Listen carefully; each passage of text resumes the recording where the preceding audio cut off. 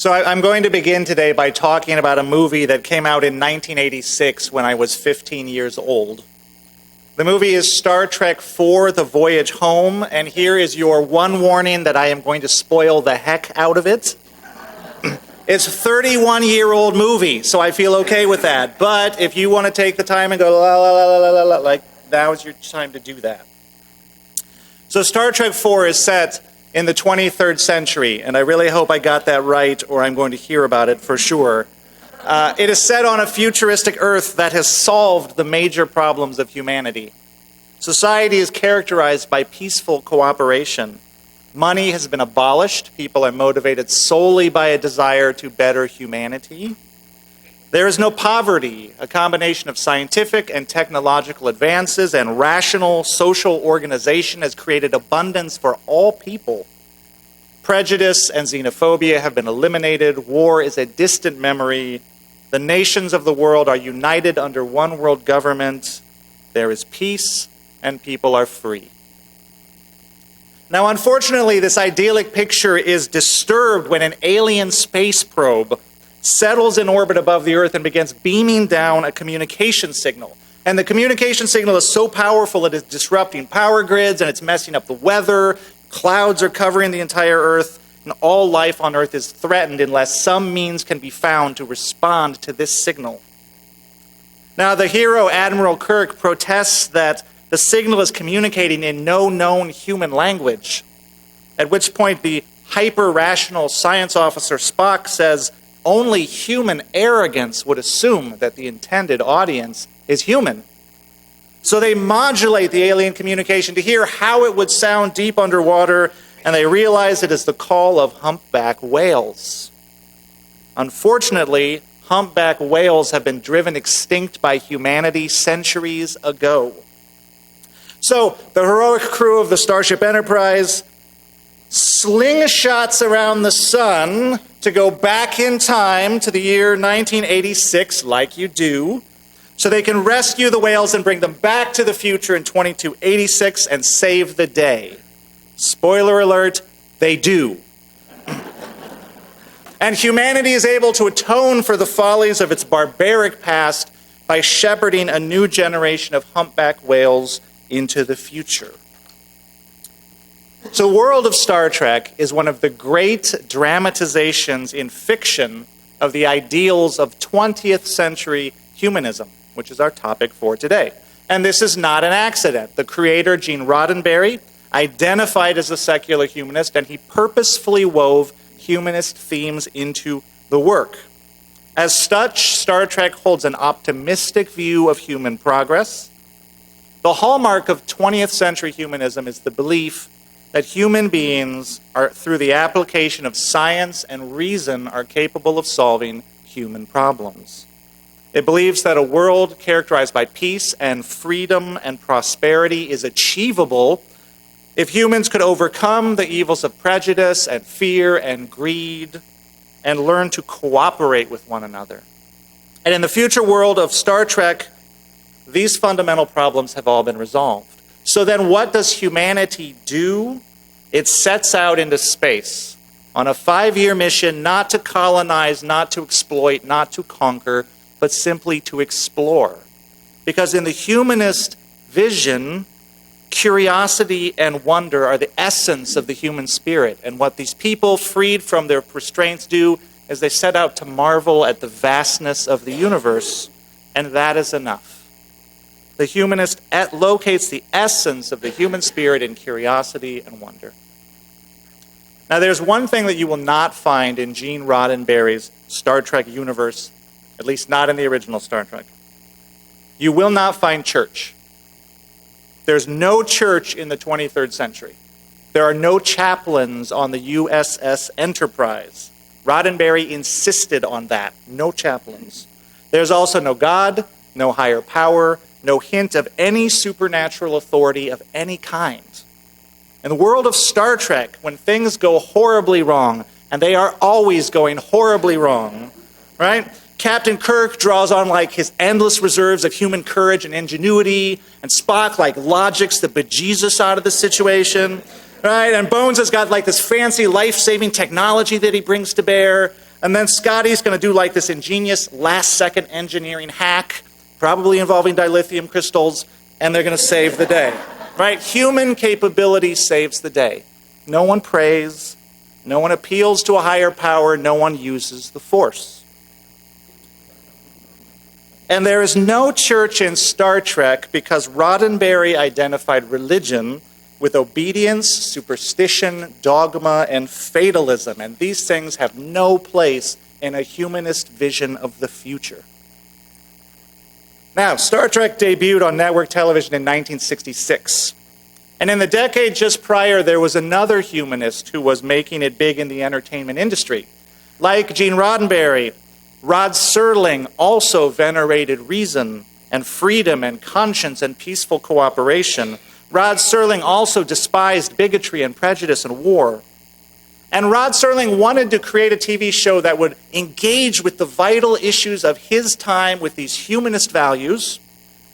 But the TV censors were terrified of anything that might be even remotely controversial, so they kept shutting him down. And then he had a breakthrough after many frustrating battles. He realized if he disguised all of his messages through the medium of science fiction and fantasy, the network censors would have no idea what he was actually doing. And thus the Twilight Zone was born, a funhouse mirror inversion of Star Trek, in which strong humanist values are asserted by showing the nightmare world of their opposite. For example, in an episode like The Monsters Are Due on Maple Street, there's a story about these aliens that are invading the Earth, and all they do is like subtly change things, turn lights off and on in neighborhoods, mess up traffic signals, and everyone becomes so paranoid that they turn on each other. And it's a sort of grand metaphor for McCarthyism and witch hunts and the human sort of paranoia and suspicion.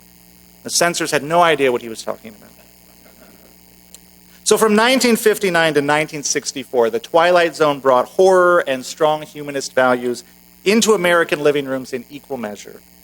Just as Roddenberry's Star Trek would bring humanism in the form of sci-fi adventure, like Roddenberry, Serling had no use for any traditional concept of God.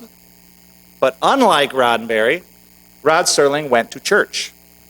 In fact, he was an active and enthusiastic lifelong supporter of religion. Only religion for Rod Serling did not mean obedience or superstition or dogma or fatalism, because his church upheld questioning and skepticism and reason and science. It upheld the freedom of conscience and belief and the ethical imperative for human beings to create a better world. And there had been atheists and agnostics in his religious community for at least 40 years, because Rod Serling was a Unitarian Universalist. And he and his wife were lifelong members of the Unitarian Community Church of Santa Monica, California.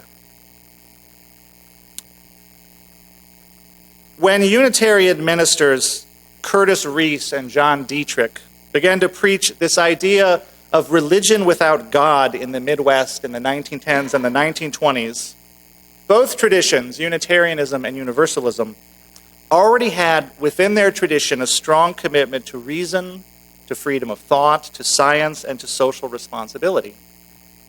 Unitarianism, from its very beginning, rejected any imposition of dogma or creed, any requirement of true belief.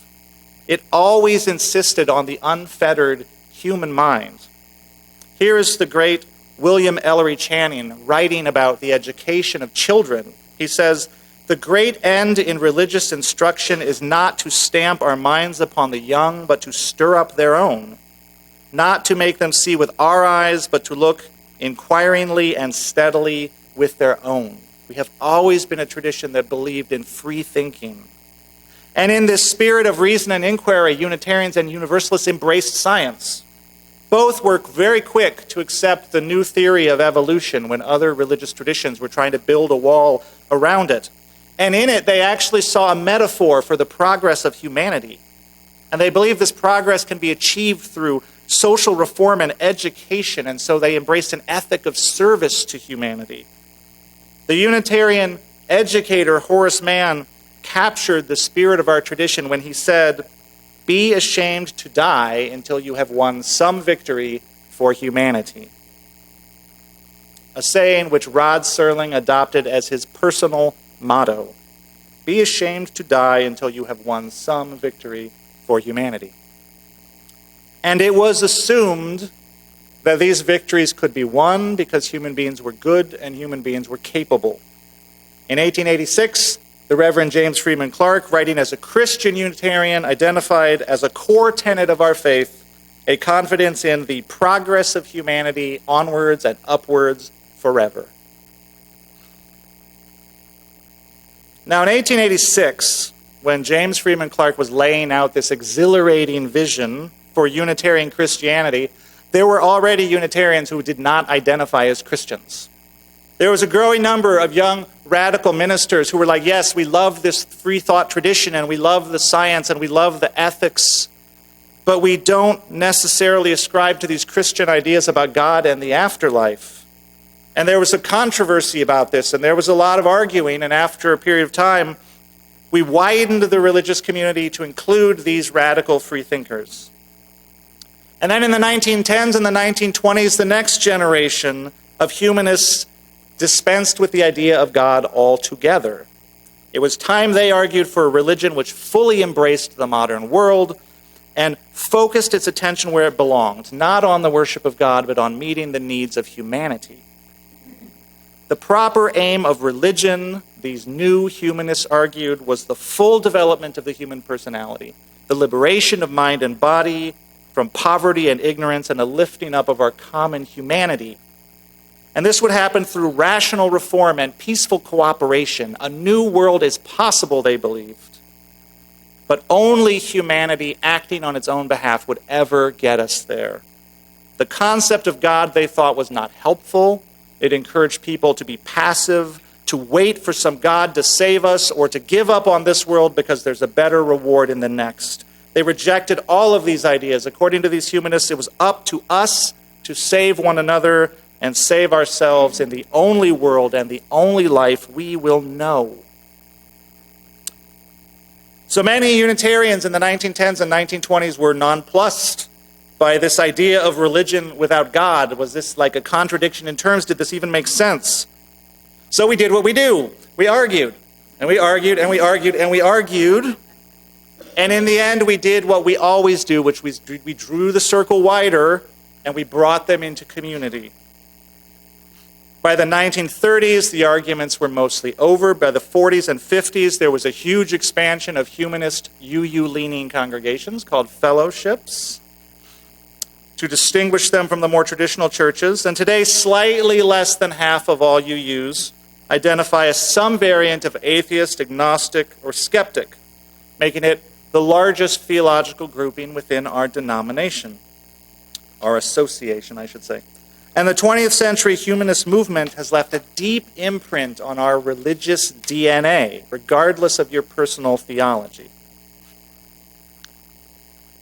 What 20th century UU humanists did by removing God from the religious equation was greatly increase the emphasis on human freedom and human responsibility in our tradition. Humanists reject a God who rearranges the world according to God's will, who preordains history, or who justifies this world in some future existence. And if there is no God to order the moral universe, if there is no God to hold us accountable, if there is no God to intervene on our behalf, then we are well and truly free in making choices, and we are well and truly responsible for any future world we hope to create. Because in the end, it is only us, and therefore our choices matter. They are weighty, and some people experience this as liberating, and some people experience this as alarming, and some people experience this as a bit of both. As the scientist Carl Sagan said in this cosmic vision, there's no hint that help will come from elsewhere to save us from ourselves. And this underscores our responsibility to deal more kindly with one another. This month, our worship theme is Many Gods, One God, and No God. We're exploring different UU ideas about God and their impact on our religious movement. Today, you may have guessed, is the no God part of the equation. And the 20th century humanist movement brought with it this great energy and conviction built upon an exalted view of the human spirit and a passionate belief that we can and we must solve our own human problems. What are we waiting for? It is only up to us. Its confidence in the power of the human mind was truly immense. And why not? Just 3 years after the debut of Star Trek, we put a man on the moon. And since then, we have explored the surface of Mars and we have taken up-close photos of Pluto. So our own Star Trek is well underway. This movement has not been without its shadow side, though. No religious movement ever is. In seminary, you call a person's limitations their growing edges. Humanism, as it flowered in the 20th century, had a couple of growing edges. For one thing, it was characterized by a certain intellectual arrogance, which both tended to exaggerate its own rationality and to exaggerate the irrationality of other religious worldviews. It was a bit too quick to pat itself on the back for its hard-nosed scientific realism and to paint other religious people as credulous believers. Now, I myself live and operate within the atheist, agnostic, scientific, materialist worldview probably about 90% of the time. So I identify with humanism. Here are a few questions that religious worldview, atheistic, agnostic, humanist, etc., doesn't have an answer for. A few questions it doesn't have an answer for. It can't say why there is a universe to begin with or where it came from. The Big Bang is an amazing creation story, but it doesn't answer the question of where the Big Bang itself came from, and humanism doesn't know. Right? We're in love with the universe. We have no idea why it's here or where it came from. The scientific view of the universe can't explain conscious experience. It can explain the mind metaphorically, kind of like it's software running in the computer of the brain, but it can't explain why there is something it is like to be me. And what I mean is, you can imagine like a self-driving Google car, right? It's navigating through the world with all of its sensors and cameras and so on, but we don't actually believe that it's experiencing the world. There's nothing it is like inside of that car to be itself. And science doesn't know how we experience the world. And finally, and most crucially, although humanism celebrates human freedom and human choice as among its highest values, the scientific worldview itself doesn't really have any room for free will. Because if the universe is one big physical event that has been unfolding since the beginning of time according to the laws of cause and effect, and if our minds are the part of that same physical universe, then we too are just following along in the chain of cause and effect. From our own point of view, there's no question that we see ourselves considering options, we see ourselves making decisions, we see ourselves making choices. But from the point of view of the whole universe, that is an illusion. There is no freedom. There is just cause and effect. Now, as an atheist, agnostic, humanist who is 90% committed to the scientific worldview, I find that idea absolutely horrifying. Horrifying. So what do I do about it? Absolutely nothing. I take all of those questions, I put them in a big box called Things I Don't Understand, and I carry on as though there weren't these huge intellectual holes in my worldview. I take it on faith that it will all hang together in the end somehow. And then 10% of the time I go, there must be something completely different going on that I can't even comprehend. At its worst, 20th century humanism was arrogant. At its best, it knows what it doesn't know. And out of its sense of wonder and inquiry, it has humility in the face of the great mysteries of life. And it has compassion for all of us fellow seekers, because we're all just stumbling after truth the best that we can. The other growing edge that I would call out about 20th century humanism was its confidence in reason and science, which could turn into overconfidence in technological solutions, and especially in our ability to shape and control our natural environment. Pagan religion has a deep and healthy respect for the awesome power of nature. Paganism respects nature.